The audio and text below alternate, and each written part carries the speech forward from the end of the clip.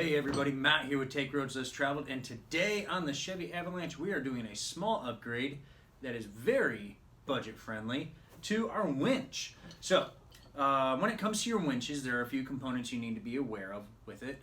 First and foremost is the winch itself. That's going to be your motor, your clutch pack, solenoids, all of those things.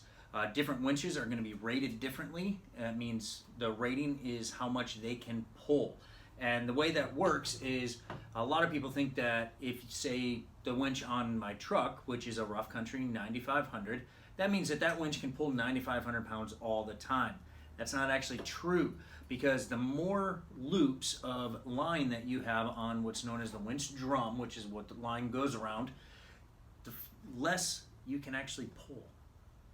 So it's one of those to where if you actually read the manual on a winch and how to operate that winch, it works in such a way to where you actually have to pull the winch line out, and you want to have at least one full drum width of line wrapped around it.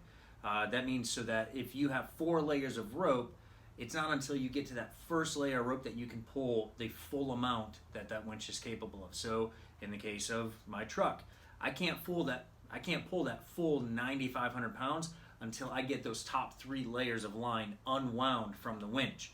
Now there's a few ways that you can make it easier on your truck or on your Jeep or whatever your off-road vehicle is with your winch, and that is to use pulley systems or snatch blocks, and that allows you to run multiple runs of line so that, one, it's easier on the vehicle.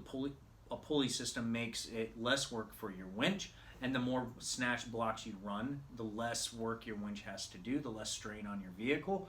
But also that means that you don't have to run quite as much line out in order to be able to take advantage of the amount of pulling strength, because it makes it easier for your winch. One of the other aspects of a winch that you want to consider is the type of line you use, whether that's a steel cable line or if you're using a synthetic rope line. I personally have synthetic rope. Now, does that mean that I have to be more careful with it? Yes, because synthetic rope is liable to have damage from abrasion. You also have to take care of it due to elements such as mud, water, UV rays, all that kind of stuff. Steel cable, on the other hand, you have to make sure that it is maintained so it doesn't rust, it doesn't kink, that type of stuff. With both of them, you have to make sure that there are no frays in it.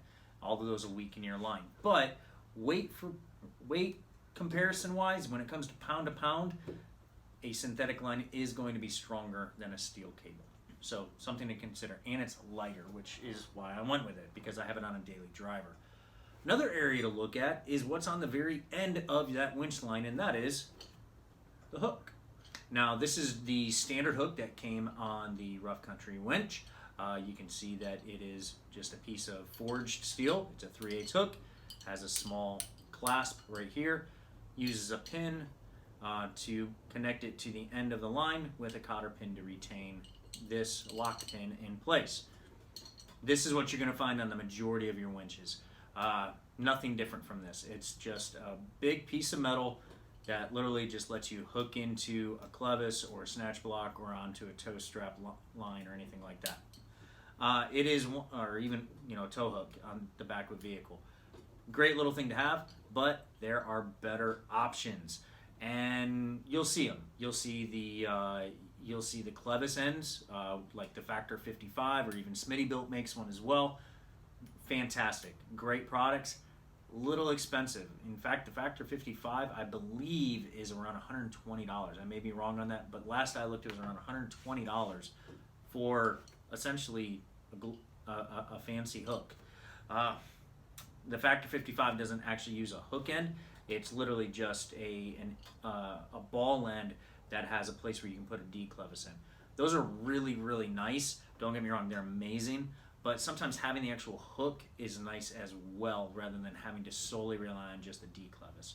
So that is one option. Smittybilt makes one that's very similar as well. It's a great product, and I believe they're around $75 or $85. I'm not sure exactly on the price. Last I looked, they were right around $75, I believe.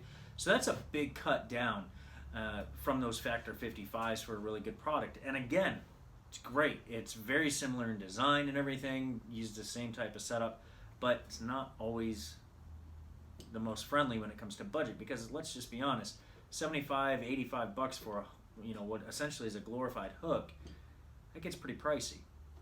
So I started doing a little research, and I came across this. Now, I already opened up the package, so I'm going to just pull this off. It's another hook. No big deal, right? This is a Badland APEX winch hook, and this is rated for up to 12,000 pounds, which is more than what my winch is even capable of. It's 3H, it's forged steel, and it's one to where you can't go wrong with it.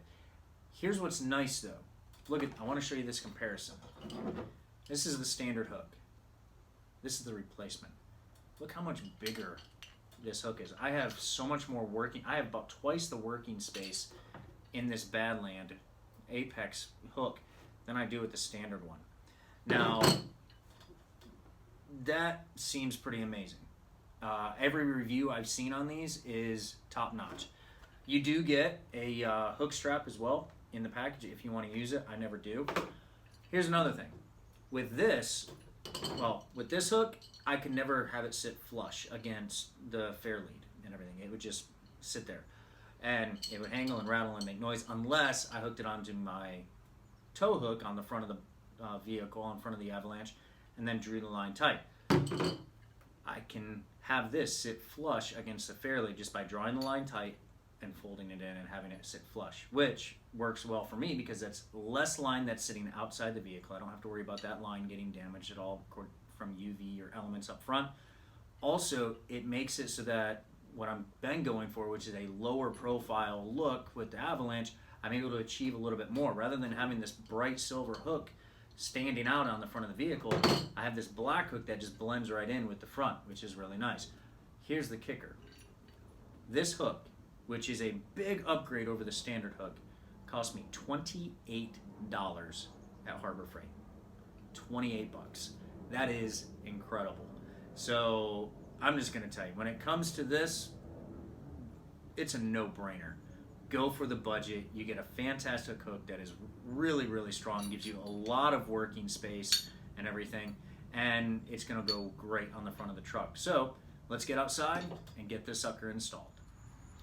Alright, so you can see we've got our winch, which is tucked away. It's a nice hidden winch setup on the Avalanche. We have the synthetic line coming out to our loop end on the end, and we have the standard hook. So all we're going to do is we're going to take this cotter pin, bend it back straight enough to pull it out, release the main pin, and the hook comes right off. Super easy. On the new hook from Harbor Freight, pull their cotter pin out, get the lock pin out, line it up, lock pin goes in, and now cotter pin, if I can get it to stop spinning on me, there we go, cotter pin's going to go in, and then I'm just going to grab a pair of pliers here.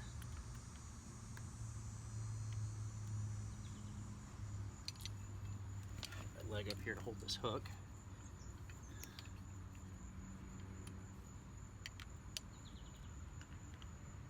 Just going to grab a hold of this, the end of the cotter pin, take another pair of pliers, and bend this cotter pin out and around a little bit. It'll be a little bit of a pain sometimes, depending on how it's all set up, but once you start to get it bent, you can then work on the other side a little bit as well. It's probably easier with a pair of needle nose.